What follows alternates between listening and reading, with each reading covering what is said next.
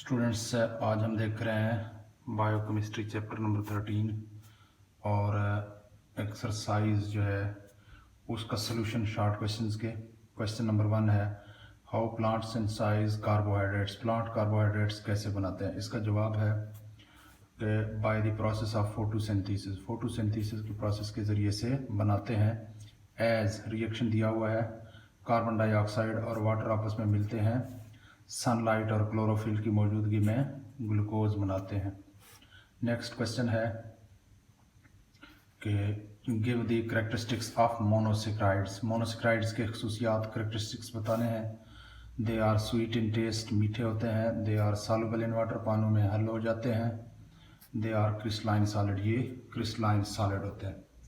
उसके बाद next question है कि what is the difference between glucose and fructose. दोनों में क्या फ़र्क है, ग्लूकोज और फ्रक्टोज में?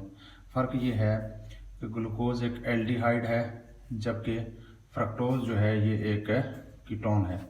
तो ये दोनों में फ़र्क है। और उसके बाद है give example of disaccharide.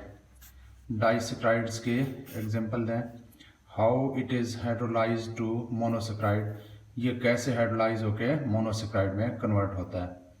Example है डाइसेक्राइड के एग्जाम्पल तो और भी हैं, यहाँ पे हमने एक एग्जाम्पल दी हुई है सुक्रोज की, C12H22O11 सुक्रोज। और इसकी हाइड्रोलाइसिस जो है वो इस तरह से होती है, C12H22O11। हाइड्रोलाइसिस मीन्स कि वाटर किसी चीज़ के साथ ऐड करके उसको तोड़ना।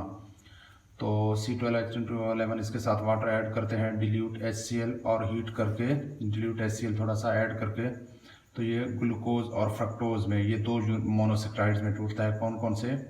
एक फ्रक्टोज और दूसरा जो है ग्लूकोज, ये इन दो में टूट जाता है। और उसके बाद नेक्स्ट क्वेश्चन है क्वेश्चन नंबर 5 कि give characteristics of polysaccharides. Polysaccharides के करेक्टरिस्टिक्स लिखें।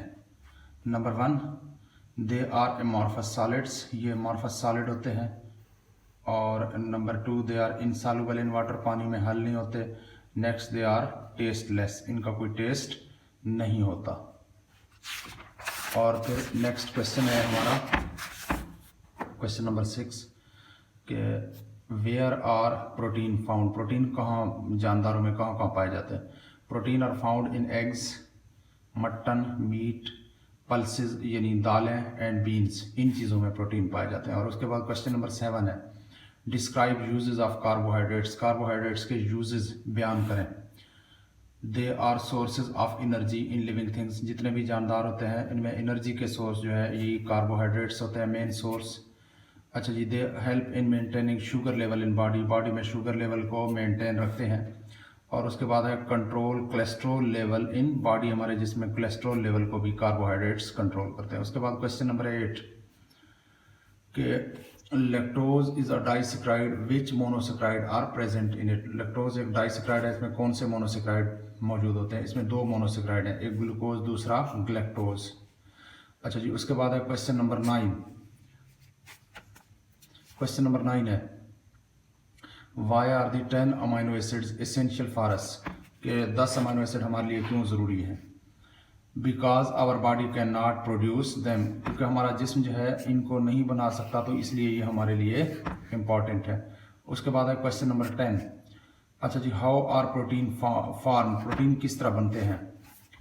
तो प्रोटीन जो है ये अमाइनो एसिड्स के पॉलीमराइजेशन से बनते हैं। Proteins are formed by polymerisation of amino acids. जब अमाइनो एसिड्स आपस में पॉलीमर्स बनाते हैं, मिलकर पॉलीमराइज होते हैं, तो फिर जो है प्रोटीन बनाते हैं। अच्छा जी, नेक्स्ट क्वेश्चन है how is gelatin obtained. Gelatin यानी जेल किस तरह हासिल होते हैं? बाय हीटिंग ऑफ बोन्स, जब हड्डियों को हीट किया जाता है तो वो जेलेटिन में तब्दील हो जाते हैं। और उसके बाद क्वेश्चन नंबर है 12 give general formula of lipids. Lipids का जनरल फार्मूला लिखें। ये इनका जनरल फार्मूला है, ये ट्राइग्लाइसराइड्स होते हैं, CH2OCOR, CHOCOR, यानी कि 3 ग्लाइसराइड्स को हमने मिलाना है, फिर CH2OCOR, और फिर यहाँ पे बॉन्ड लगाना है इनके दरमियान। ये इनका जनरल फार्मूला है। और उसके बाद नेक्स्ट हमारा क्वेश्चन है question number 13 name 2 fatty acids with formula. 2 fatty acids के नाम लिखें और फार्मूला लिखें। नंबर 1 पाल्मिटिक एसिड है, फार्मूला है C15H31COH। और फिर स्टीरिक एसिड है फार्मूला C17H35COOH। और नेक्स्ट है क्वेश्चन नंबर 14 के give the types of vitamin. Vitamin के टाइप्स लिखें। दो टाइप हैं, एक फैट सॉल्युबल विटामिन, दूसरे वाटर सॉल्युबल विटामिन। अब फैट सॉल्युबल विटामिन जो है वो विटामिन ए, डी, ई और के हैं, जबकि जो वाटर सॉल्युबल विटामिन है वो बी और सी है। अब बी कम्प्लेक्स में कुछ और विटामिन भी आ जाते हैं, खैर बी और सी हमारे वाटर सॉल्युबल विटामिन हैं। उसके बाद क्वेश्चन नंबर 15 है which is the significance of vitamin. Vitamin की अहमियत क्या है। सिग्निफिकेंस मतलब हमारे लिए क्यों इंपॉर्टेंट है, इंपॉर्टेंस भी यहाँ पे पूछ सकता है, इंपॉर्टेंस क्या है। These are necessary for normal growth of our body, ये हमारे जिस्म के नॉर्मल ग्रोथ के लिए भी ज़रूरी है। And prevent us from some disease, और कुछ बीमारियों से भी हमें बचाते हैं। जैसे विटामिन ए की कमी जो है वो नाइट ब्लाइंडनेस का सबब बनता है, और विटामिन ए जो है हमारे आँखों की हेल्थ के लिए सही है, बेहतर है। और उसके बाद क्वेश्चन नंबर 16 है describe sources and uses of vitamin A. Vitamin A के सोर्सेज भी पता है और यूजेज भी।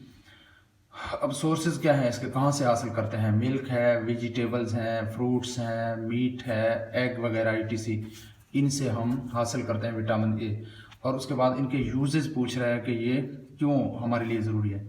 Necessary for normal health of our eyes, हमारे आँखों की नॉर्मल हेल्थ के लिए ये ज़रूरी है।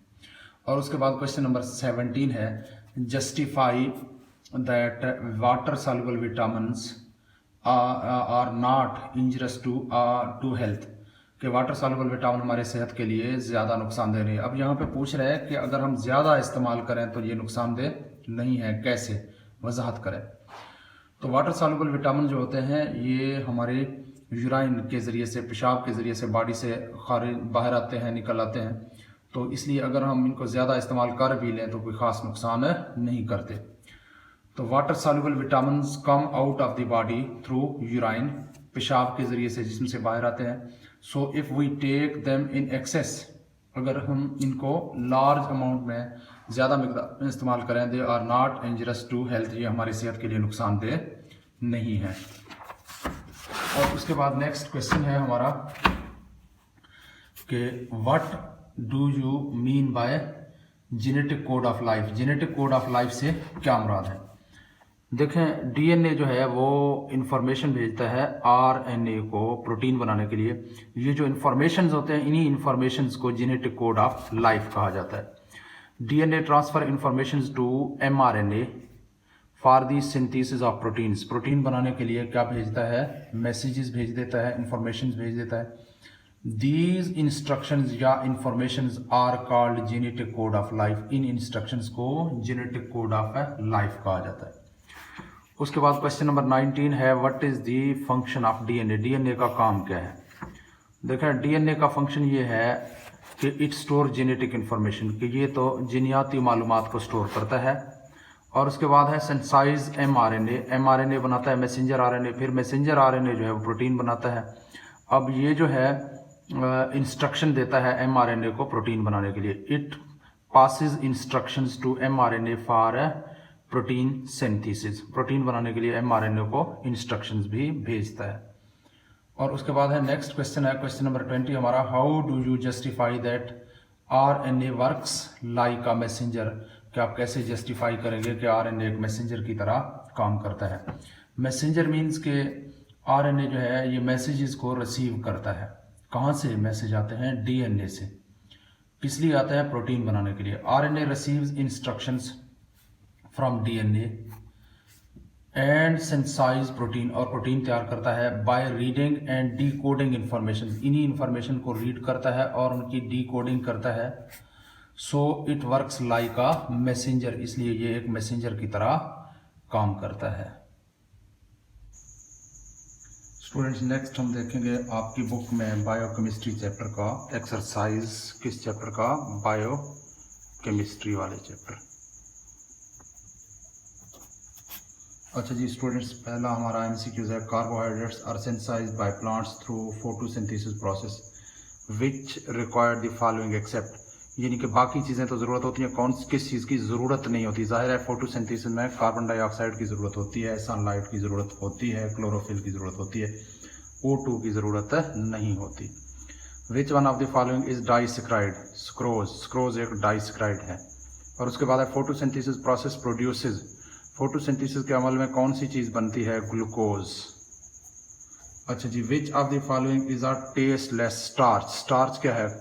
पॉलीसेक्राइड है। पॉलीसेक्राइड टेस्टलेस होते हैं, बाकी स्वीट्स होते हैं। अच्छा जी, when glucose and fructose combine they produce sucrose. Glucose is a pentahydroxy aldehyde. ये पेंटाहाइड्रॉक्सी होता है, हेक्साहाइड्रॉक्सी नहीं है, इसमें 5 हाइड्रोक्साइड ग्रुप है। Thousand of amino acid polymerize to form. हजारों अमाइनो एसिड पॉलीमराइज होकर क्या बनाते हैं? Proteins. Which one of the following is a triglyceride? Lipid. Lipid एक ट्राइग्लाइसराइड है।